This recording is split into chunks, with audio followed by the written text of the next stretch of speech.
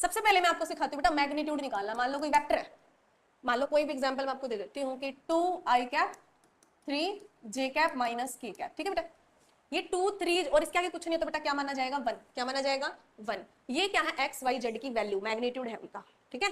हमें पूरे वेक्टर का मैग्नीट्यूड निकाला, तो मैग्नीट्यूड के लिए बेटा ये साइन होता है कि ये वेक्टर का मैग्नीट्यूड।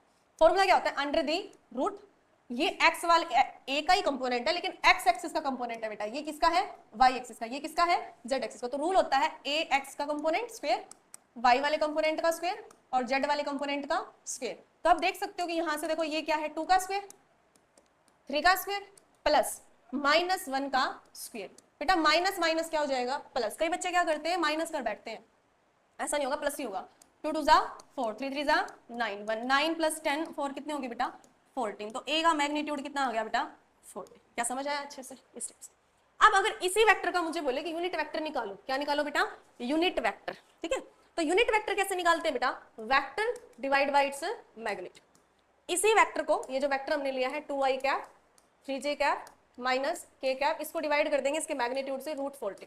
अब अलग अलग कर दो, 2/√14 i cap plus 3/√14 j cap minus 1/√14 k cap. ये आ गया है यूनिट वेक्टर। क्या बात समझ में आई अच्छे से, बिल्कुल अच्छे से समझ में आया।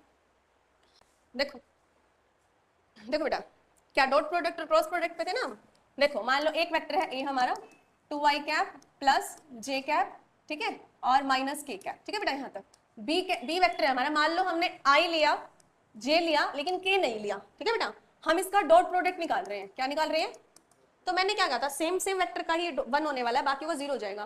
तो जब हम डॉट प्रोडक्ट करते हैं ना बेटा, तो हमें सेम सेम ही मल्टीप्लाई करना होता है, क्योंकि बाकी तो वैसे भी 0 होने वाला है, बाकी मल्टीप्लाई करने का तो कोई मतलब ही नहीं बनता है ना। अब इसके आगे कुछ नहीं तो क्या माना जाएगा 1, इसके आगे कुछ नहीं है 1, इसके आगे कुछ नहीं है 1। तो हमारा बेसिक टारगेट क्या है कि फर्स्ट को फर्स्ट से ही मल्टीप्लाई करेंगे, सेकंड को सेकंड से ही करेंगे, क्योंकि थर्ड को थर्ड से ही करेंगे अगर होता तो, क्योंकि बाकी को करने का कोई मतलब नहीं है, 0 बन जाने वाला है।